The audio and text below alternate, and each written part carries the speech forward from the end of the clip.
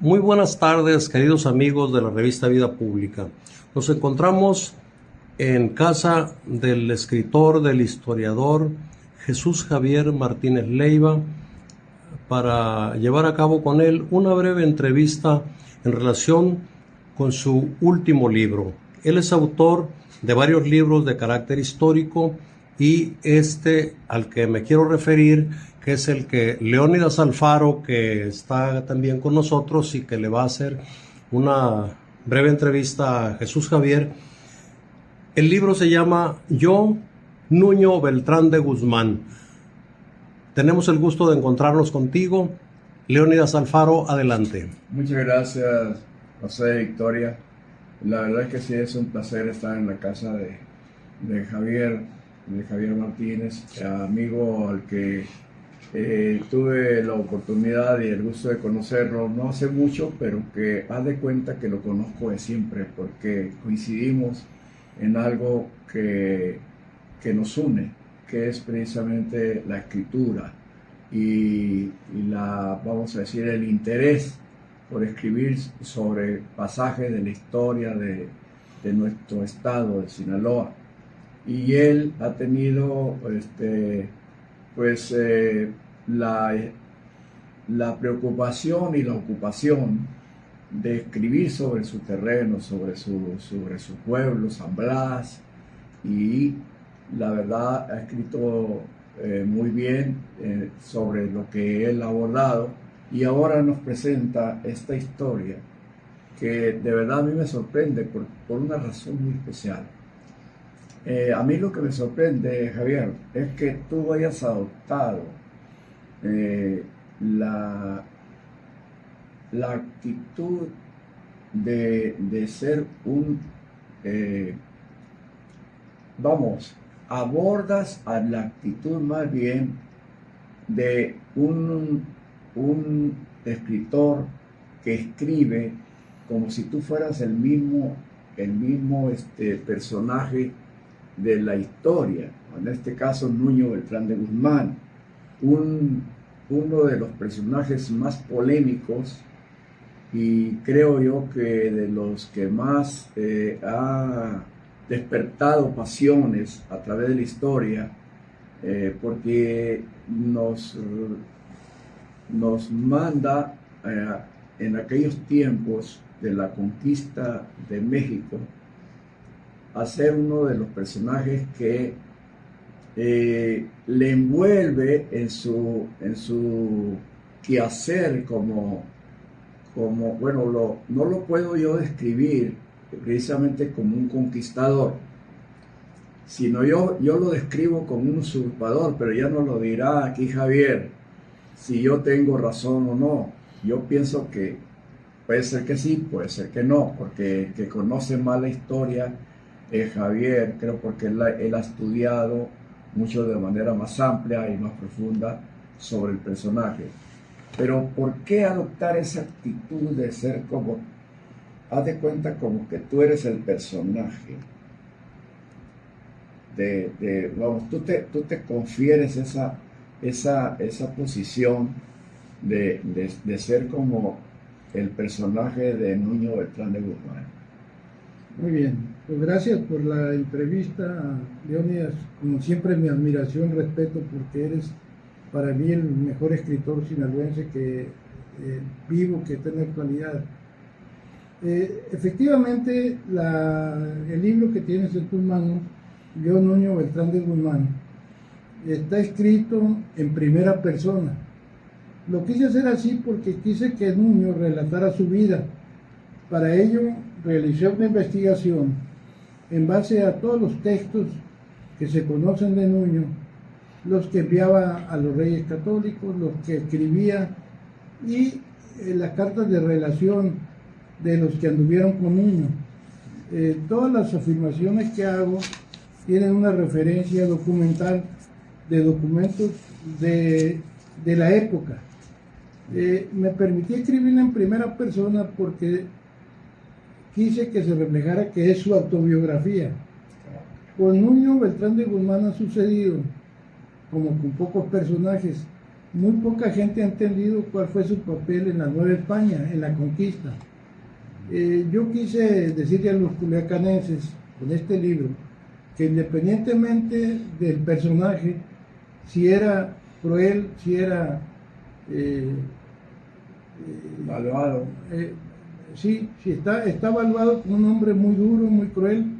Sin embargo, pues era un conquistador. Y él, hay un hecho histórico, él fundó, y no digo que aquí quiero hacer una diferenciación, no es lo mismo fundación que origen. Culiacán ya existía y él llega a Culiacán y hace una fundación de conquista, con un protocolo.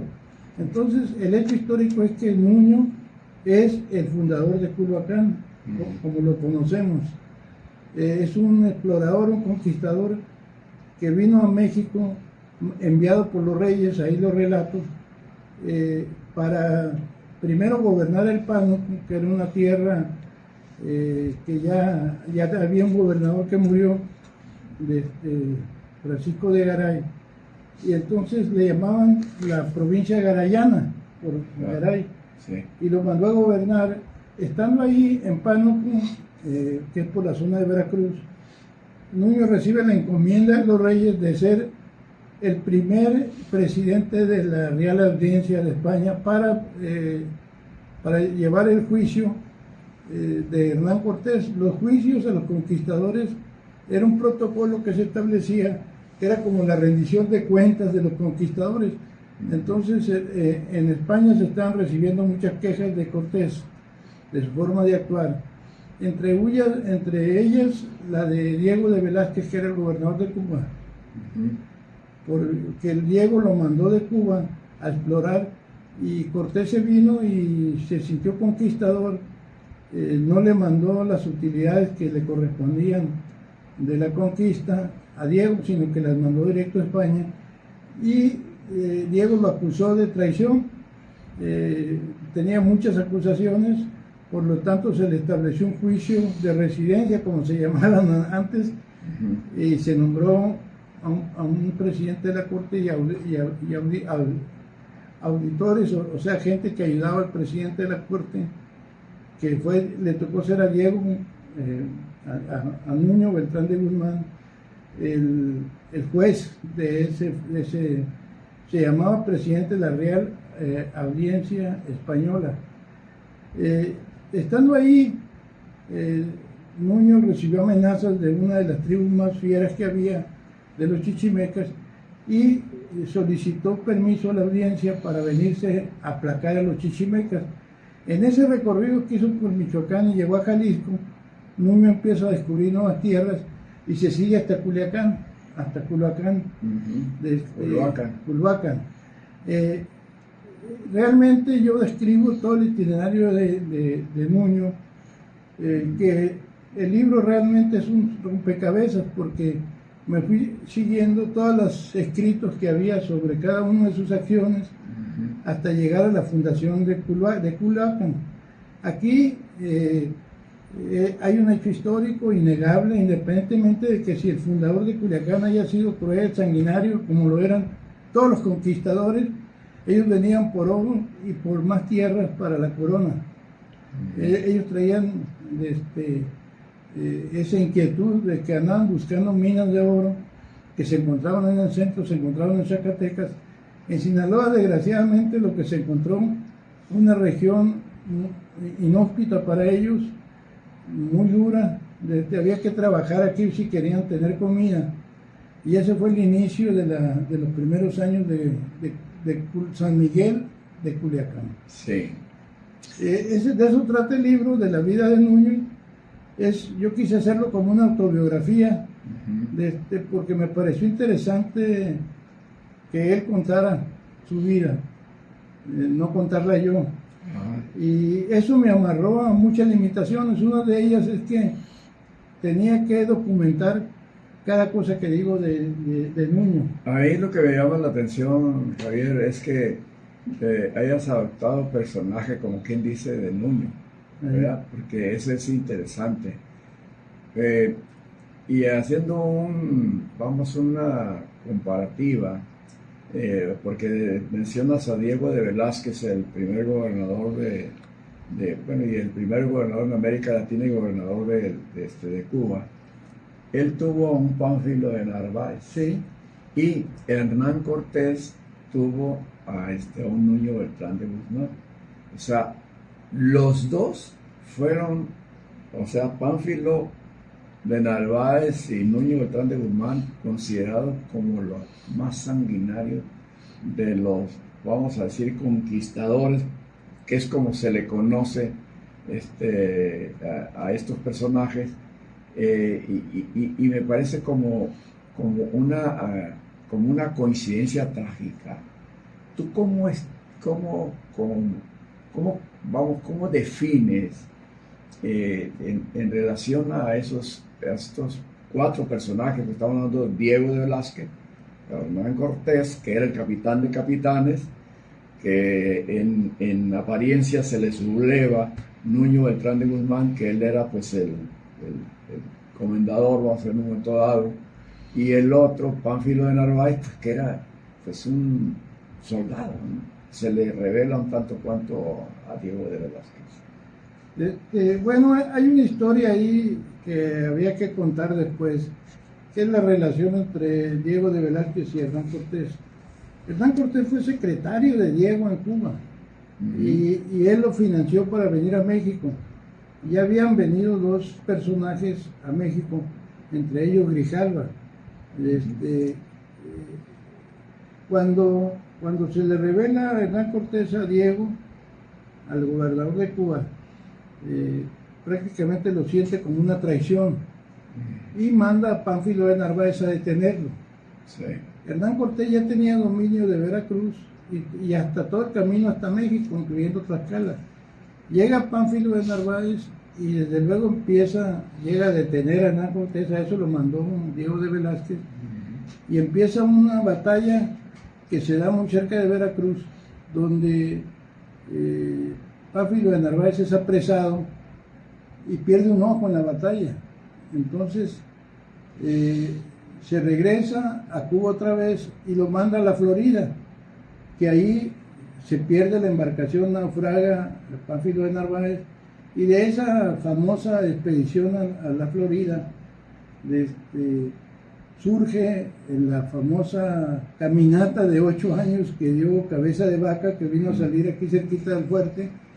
Ya había españoles en Culiacán, y se encuentra a un español, a un capitán Alcaraz, que andaba cazando esclavos por el lado del fuerte, allá por los Ojitos, cerca de Ocoroni.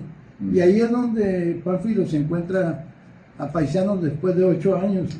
Mira, sabes que me acabas de sorprender, porque yo la verdad, Pánfilo de Narváez nunca lo ubicaba por estas tierras. Entonces sí estuvo hasta por acá. No.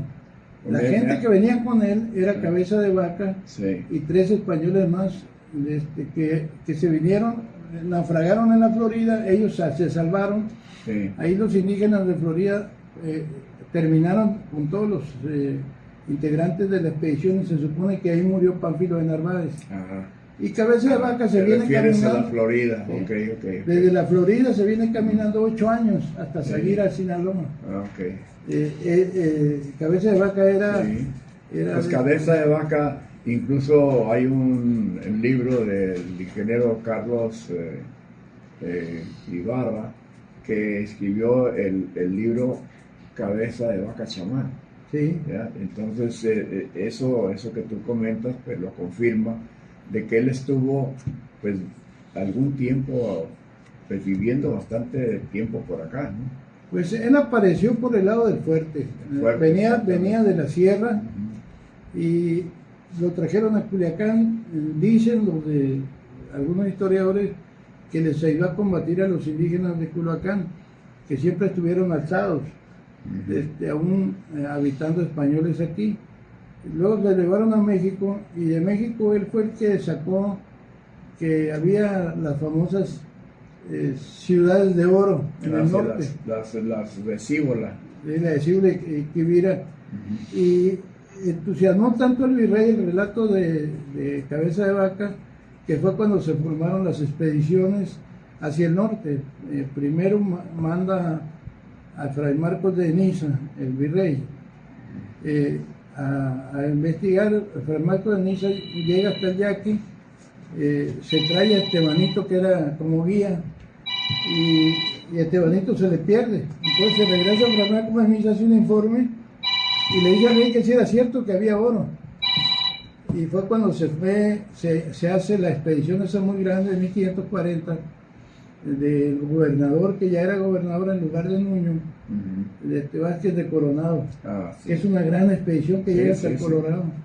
Entonces, yo en lo personal, los personajes, todos los españoles que vinieron, venían a buscar riquezas, a buscar oro, y traían una misión de los reyes de España, que era adherir las tierras a la corona española. Sí. Y evangelizar, que fue la otra. Sí. Entonces, yo sostengo que en la historia de la conquista no hay personajes buenos, todos venían y se están jugando la vida, por lo tanto fueron crueles, sometieron a los naturales, les quitaron tierra, comida y riquezas. Sí, bueno, en realidad yo me pongo a imaginar cruzar el océano y llegar a una tierra desconocida, inhóspita hasta cierto punto, y todavía atreverse a introducirse en ella para encontrarse con no sé cuántas cosas. Yo creo que pues es de mucha valentía, de mucho arrojo, y nada más por eso yo admiro a los que se atrevieron a eso, ¿no? Por supuesto que la historia juzga, pero pues no de manera, vamos a decir, real, porque no se tiene el conocimiento de lo que efectivamente ocurrió, y es muy difícil lograr tener esos elementos como para juzgar. Pero yo lo que pondero en tu trabajo es precisamente eso, ¿no? Que tú estás escribiendo, estás investigando y escribiendo, y con esto logras dar un paso a quienes se interesen por la historia de lo que es la conquista de México y en particular de Sinaloa, y eso pues mis respetos y mi agradecimiento, Javier. No, muchas gracias, Leónidas, gracias por la entrevista. Yo lo único que pretendo con este libro es decir, aquí hay un hecho histórico, hay un personaje que vino y fundó esta ciudad, y es un hecho innegable, independientemente de que si lo adivinemos, lo respetemos, o sigamos con el plurito ese de que era un sanguinario y que mató mucha gente. Yo simplemente digo, los españoles que vinieron, llámense Cortés, llámense Pánfilo de Narváez, llámense Pedro de Alvarado, llámense como se llame Vázquez de Coronado, vinieron por un hecho innegable. Eran codiciosos, venían por las riquezas, y si encontraban alguna resistencia de los naturales, eran sanguinarios, o sea, los exterminaban. No podían ser, creo yo, de otra manera, porque para atreverse a tanto, tendrían que tener agallas importantes. Y ser hombres fuera de serie, como en realidad creo que lo fueron. Jesús Javier Martínez Leiva, el maestro Jesús Javier Martínez Leiva, nació en el año de 1950 en San Blas, el Fuerte, Sinaloa. Maestro Jesús Javier Martínez Leiva es autor de otros libros en relación con la conquista o con la presencia de los españoles en nuestra región, en la región de Occidente, en la región de Sinaloa, concretamente de Culiacán. Maestro, abusando de su gentileza y de habernos recibido en su casa para llevar adelante esta pequeña entrevista, preguntarle, en la conquista, los viajeros que cruzaron el océano de un continente a otro para hacerse presentes y imponer su presencia militar en nuestra región, entre ellos, ¿qué papel jugaban las mujeres? ¿Venían con ellos mujeres? ¿No venían con ellos mujeres? ¿Cómo fue este asunto? Para mí siempre ha sido una incógnita y de interés general. En los primeros documentos históricos sobre todo los que yo he leído, que son bastantes, no se encuentra en ninguna parte un pasaje sobre las mujeres. Es una inquietud muy legítima que tienes, es un tema que yo busqué, y sí, de repente aparecen las esposas que se venían con ellos desde España, y hubo muchos matrimonios muy raros. Por ejemplo, hay un personaje en Culiacán que llegó con Nuño y se quedó a vivir aquí, que se ha hablado mucho de su hija, de Isabel de Tovar. Pero Pedro de Tovar, que venía con Nuño y se quedó en Culiacán, de repente aparece casado con la hija del que hablábamos, del gobernador de Cuba. De Diego de Velasco. No de Diego de Velasco, sino el sucesor. Del sucesor. Entonces aparece casado con la hija del gobernador de Cuba. ¿Cómo le hizo? O sea, viajaban mucho, no se sabe cómo llegó a traérsela, que fue la madre de Isabel de Tovar. Isabel tiene fama por haber sido una mujer muy bella y por haber inspirado ese poema de la grandeza mexicana. Inspiró a un sacerdote que vino a visitarla y le pidió que le dijera cómo era México, que le describiera México. Y el amigo, como estaba enamorado de ella, parece, hizo la gran obra que yo le llamo así, una descripción de la Ciudad de México, en una poesía que es muy grande, que es bella, es muy bella porque describe cada lugar de la Ciudad de México, las plazas, los conventos, las costumbres, en poema. Y la verdad, Isabel de Tovar se hizo famosa por eso, y porque hay situaciones históricas que uno deduce que desde esa época las mujeres de Culiacán se catalogaban como muy bellas, como las más bonitas de México. Pero en la historia fueron apareciendo familias con esposas ya, y muchas eran españolas. Quiere decir que en algunos de los viajes, que eran muchos, rescataron a las mujeres que habían dejado en España. Yo en el libro anterior del mestizaje digo que hay dos tipos de actitud. Por ejemplo, todos los españoles venían con la idea de traerse a sus mujeres, menos Hernán Cortés. Hernán Cortés llegó con la idea, y hay muchas biografías de él que lo demuestran, de encontrar una mujer aquí. De hecho, se trajo a la mujer que tenía en Cuba, murió la mujer que tenía en Cuba, y fue y se casó con una mujer de las familias más importantes de España. Pero en ese inter tuvo hijos con un indígena en Cuba, un indígena de la isla donde estuvo, y tuvo hijos con la Malinche. Entonces Cortés tenía toda la intención de tener mujer en este país, de tener hijos. Inclusive las mujeres que le regalaron, junto con la Malinche, junto con Marina, hizo que se casaran, las bautizó, hizo que se casaran los soldados que traía con ellas, porque él sí traía una idea de un mestizaje de sangre, cosa que los demás conquistadores no traían. A Nuño no se le conoció que haya traído a su mujer. Sin embargo, en su testamento señala a una mujer que la deja de heredera. Mucha gente, yo inclusive he leído que Nuño tenía inclinaciones homosexuales. Sin embargo, ningún pasaje de la historia lo describe así. Simplemente no trajo mujer, no se sabe que haya tenido una aventura con una indígena o que haya tenido con una hija, una criolla, que era lo normal, los matrimonios entre criollos. Pero debe de existir registros de mujeres que sí vinieron, de cómo se vinieron las mujeres, porque originalmente no se habían venido. Maestro, más allá de esta breve entrevista que no quiere suplir a la presentación de este libro escrito por usted de nombre Nuño Beltrán de Guzmán, quisiera preguntarle cuándo y en qué lugar, con quiénes de invitados y de comentaristas va usted a llevar adelante la presentación de esta interesante obra de su autoría, por la cual yo lo felicito. Muchas gracias. Mira, originalmente el libro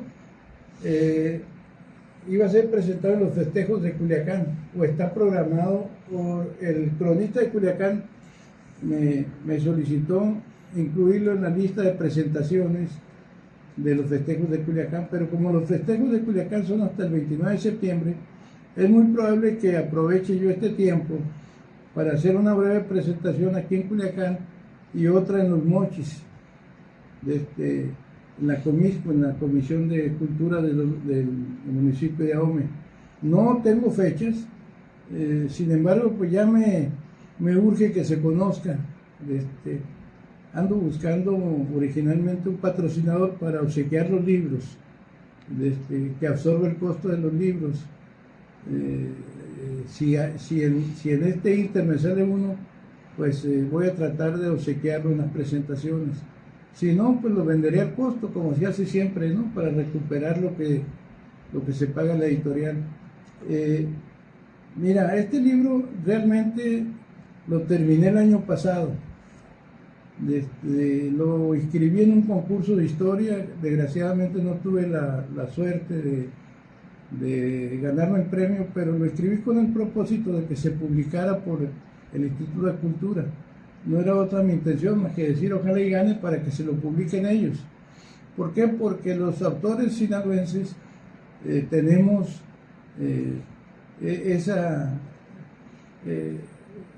ese obstáculo para promover nuestras obras, de que tenemos que mandarlos a editar nosotros mismos.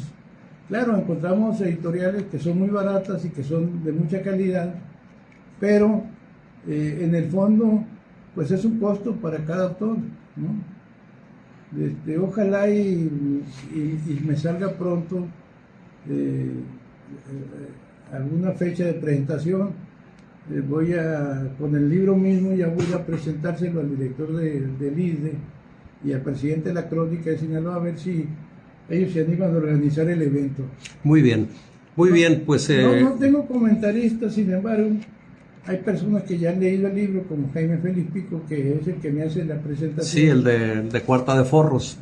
Sí, ya tuve el placer ahorita de leerla mientras llegábamos aquí. Y Jaime fue admiro mucho su puntualidad con la que lo presenta usted y con la que presenta su obra. Es un comentarista verdaderamente admirable. Sí, pues yo le agradezco mucho que se haya involucrado, porque desde que lo empecé a escribir y le contaba a todas las dos personas me asistieron en los obstáculos que encontraba. Una de ellas fue Gilberto López Alanís, que me orientó sobre algunos documentos, dónde estaban, o me los prestó. Y otro fue Jaime también, que me prestó mucha literatura sobre Nuño. Inclusive a veces ya había escrito yo un capítulo y me salía, aunque no era como lo había escrito, tenía que rehacerlo, ¿no? Por el descubrimiento de documentos. Sobre todo documentos de la época, que son los que le da validez a la biografía. Es una autobiografía, realmente es un rompecabezas. Si usted lo ve con la bibliografía que usé, armé un rompecabezas a partir del testamento de Nuño hasta que lo tuvieron preso en España. Y descubrí muchas cosas. Mira, una de las cosas que descubrí es que muchos historiadores, inclusive famosos, le ponen una fecha de muerte. Le ponen 1544 y que murió preso. Y descubrí, entre otras cosas, leyendo pues muchos documentos de la época, que él murió en 1558 y murió libre. Ya él se reincorporó a trabajar con el rey y tuvo la atención de que estaba hospitalizado cuando hizo el testamento. De hecho, el día de la publicación del testamento, en el testamento se dice que uno de los testigos dice que hace 2 horas falleció Nuño.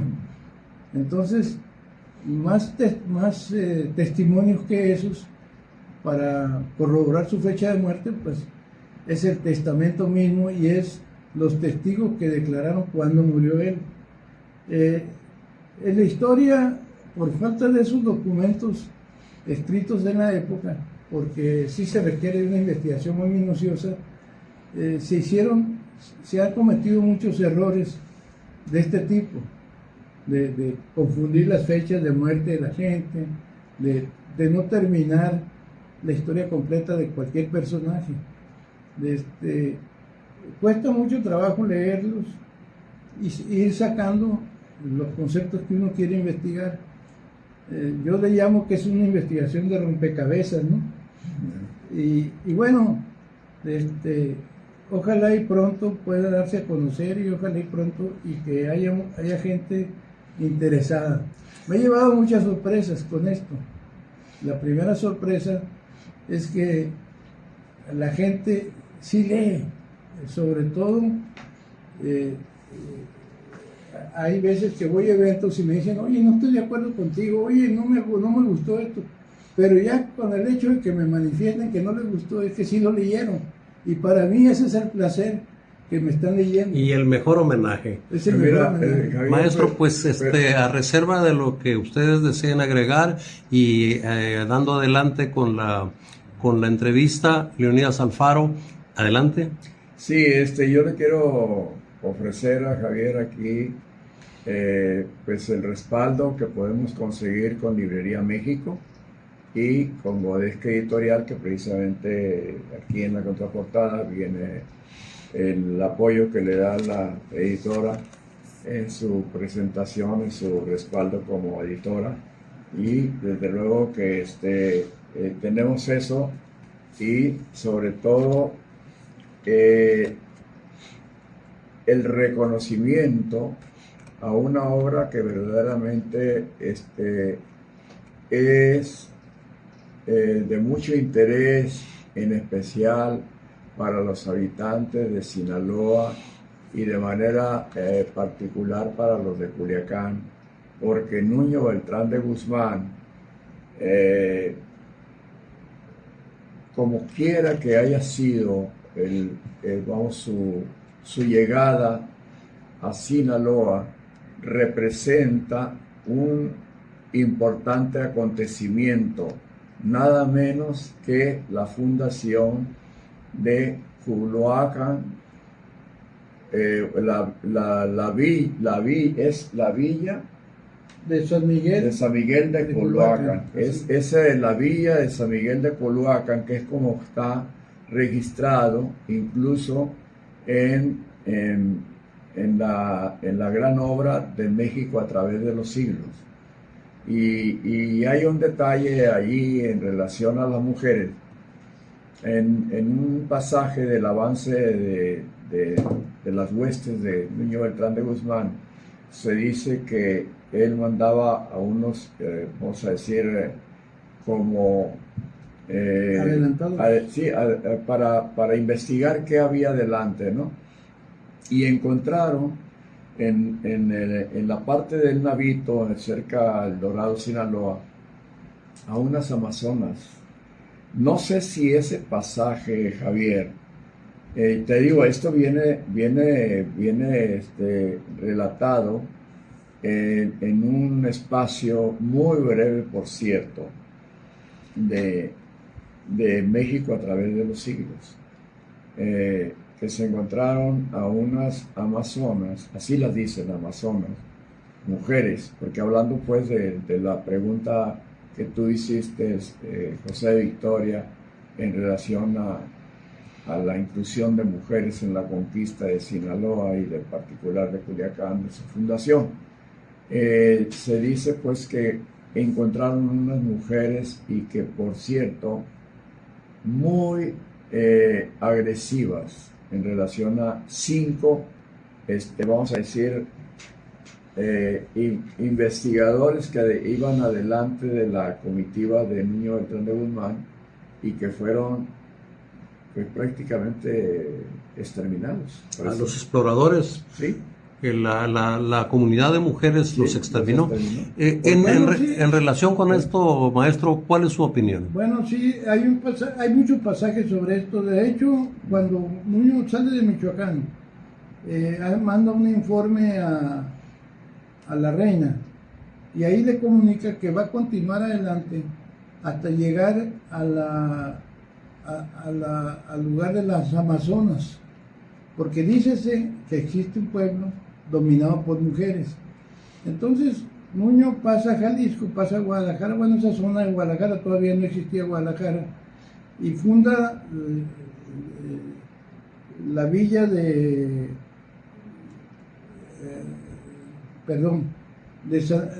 donde es Tepic, sí. Compostela. Compostela, sí. Le llama Compostela y se continúa adelante, le toca un ciclón en la Caponeta, en la orilla del río, y se viene buscando Cihuatán, que era el lugar de las mujeres. Entonces sí descubre un pueblo que estaba donde es Navito, que era prácticamente el final de su travesía hacia el norte. Llega al río Cihuatán, así le llaman al río San Lorenzo, y llegan a ese pueblo y sí había puras mujeres, pero resulta que luego descubren que eran puras mujeres las que había en el pueblo, porque los hombres estaban en el campo trabajando y algunos andaban tratando de combatir a los españoles que venían, porque habían recibido el aviso de que venía un grupo de españoles. Entonces cuando llegan ahí se dan cuenta de que el pueblo estaba lleno de mujeres, pero no era lo que habían esperado. Es decir, no eran las amazonas, eran las esposas de los que estaban en el campo. Ese relato sí existe, inclusive ahí se dice que Nuño hizo la primera fundación de San Miguel, porque hizo varias. Según yo, eso fue por mayo de 1531, mayo-junio, y ya los españoles no se quedan ahí, o sea, funda una villa, pero no deja pobladores, se los trae. Estando ahí descubren o le avisan que más adelante había una comunidad muy organizada que se llamaba Culhuacán. Entonces es cuando él decide llegar a Culhuacán.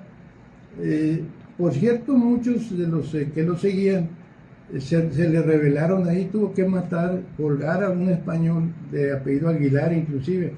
Entonces el final de la travesía de Nuño hacia el norte era Cihuatán, era el Amazonas, buscar encontrar a las mujeres.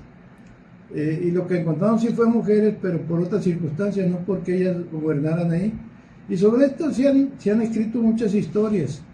De hecho, hay historiadores que han interpretado que San Miguel de Culhuacán estuvo primero en Navito, pero no es cierto, porque los historiadores, los que andaban con Nuño, describen cómo Nuño llegó a un lugar que se llama Colombo, y ahí se estuvo 3 meses, y Colombo está muy pegado a Culiacán, y se narra un enfrentamiento muy cruel que hubo, donde murieron 5,000 indígenas,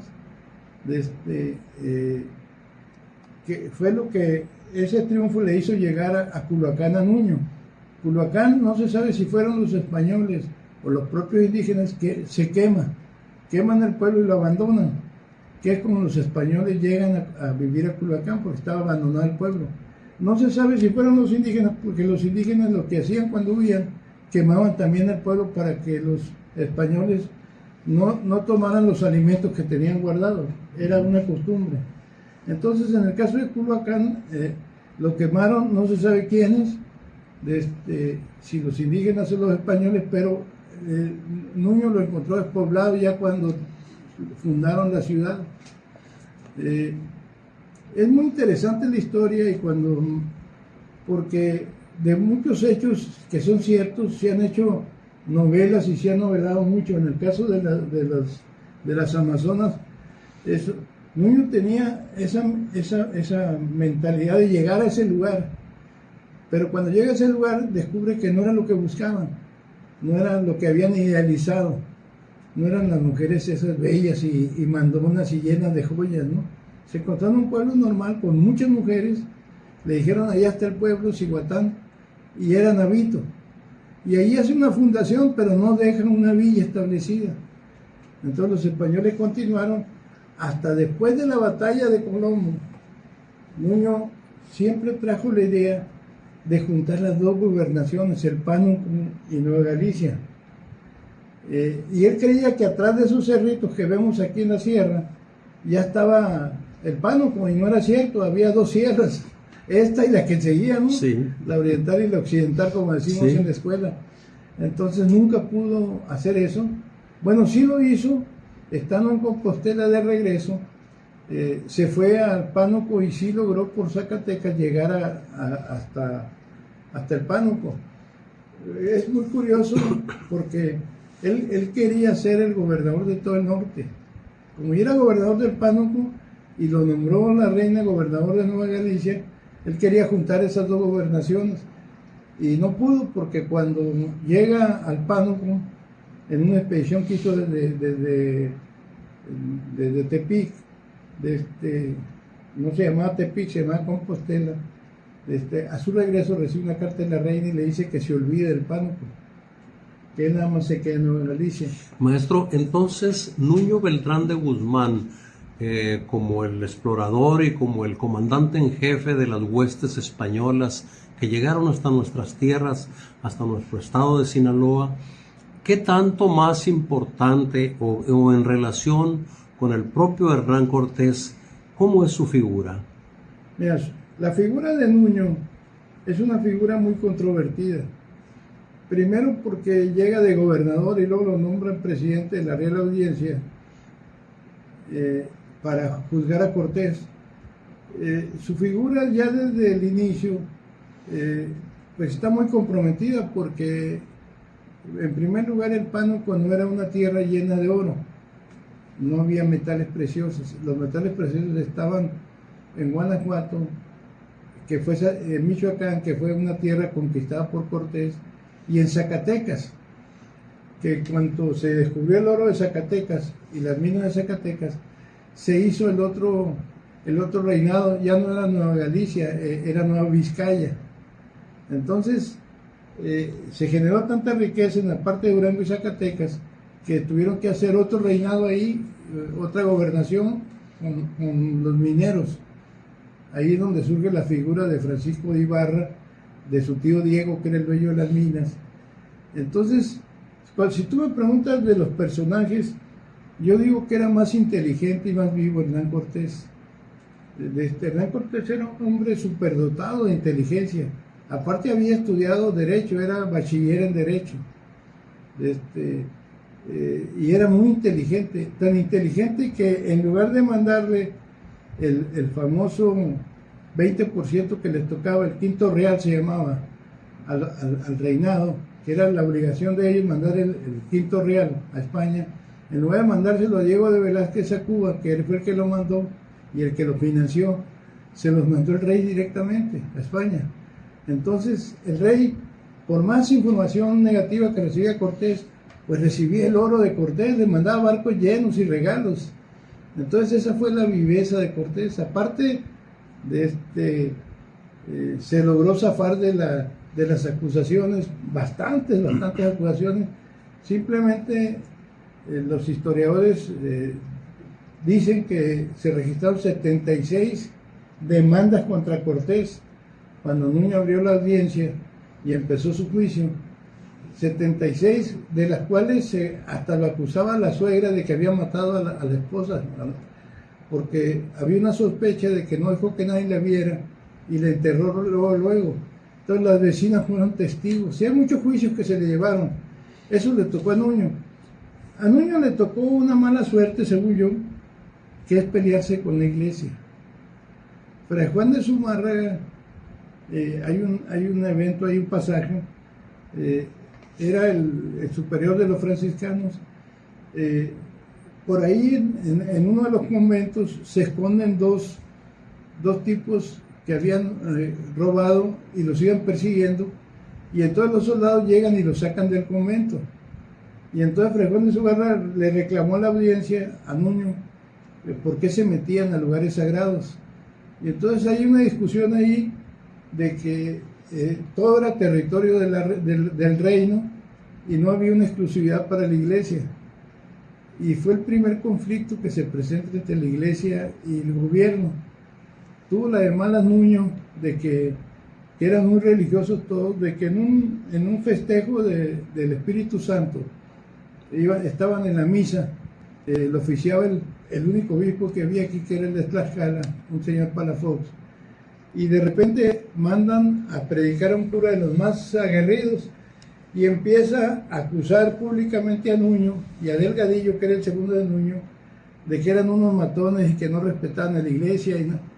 Y en el sermón, Delgadillo se levanta, saca la espada y ya iba a atacar al cura y se calman. Hay un forcejeo ahí. Desde luego, ese fue el pleito declarado porque le echaron la culpa que el orador era gente de Fray Juan de Zumárraga. Y Fray Juan de Zumárraga lo acusa ante los reyes a Nuño de cruel y de sanguinario y que no respetaba los bienes que había dejado Cortés. Y desde ahí agarra un conflicto con Fray Juan de Zumárraga al grado tal de que cuando Nuño sale en su expedición para acá, no le quieren autorizar que se traiga sacerdotes franciscanos. Entonces pide el apoyo de los dominicos y le dan 3 dominicos. Desde luego él trae una gran responsabilidad porque le habían pedido que evangelizara y entonces con 3 sacerdotes no podía hacerlo y lo acusan mucho de que no estaba evangelizando. ¿Por qué? Porque el número grande de sacerdotes que había en esa época eran franciscanos y Fray Juan no le permitió que se trajera a su expedición franciscanos. Ese conflicto Estado-Iglesia yo creo que le dañó mucho su imagen porque sí fue acusado ante España por Fray Juan de Zumárraga, Nuño. De la violación del recinto sagrado de la iglesia. De la iglesia, sí. Hay muchas, historias que se van encadenando, que se van tejiendo. Y creo, Javier, para tener esta conversación como un primer capítulo y pudiéramos continuar en una siguiente etapa, si te parece, con aquel personaje aborigen de Culiacán que fue Ayapino. Lo dejamos aquí, ¿te parece? Y entramos en una siguiente etapa para abordar lo relacionado con los personajes que se encontraron los españoles principalmente en Culiacán. Muy bien. ¿Te parece? Perfecto. Pues agradeciendo, con todo gusto, sí. ¿no? Gracias por la entrevista. Agradeciéndole al maestro Jesús Javier Martínez Leiva la gentileza de concedernos hablar con él en relación con esta, su más reciente obra literaria, porque tiene otras de este mismo corte. Vamos a dejar, como lo propone el maestro Leónidas Alfaro, esta breve entrevista. La esperábamos que fuera más breve, agradecemos que se haya prolongado y como Leónidas lo propone, diríamos que esta sería una primera de una serie de entrevistas para que el maestro... Es que hay mucho que sí, comentar. yo comprendo muy bien que es muy difícil que en una breve entrevista se narre toda una historia. La historia de la conquista de México y en particular del noroeste de México, que incluye desde Guadalajara hasta pues yendo hasta San Francisco, hasta California, California, es una cantidad enorme de historia y por esa razón vamos a decirla transmitiendo en capítulo. Pues muy bien, nos despedimos de esta transmisión agradeciéndole al maestro una vez más la gentileza de recibirnos en su casa. Gracias, Leónidas, y a reserva de que alguna cosa más desee agregar, nos despedimos para la siguiente entrevista, espero que sea en poco tiempo. Así es. Pues muchas gracias, yo con todo gusto, si ustedes me siguen entrevistando, maestro Victoria, yo con todo gusto sigo hablando de lo que he leído. Muchas gracias y hasta la próxima.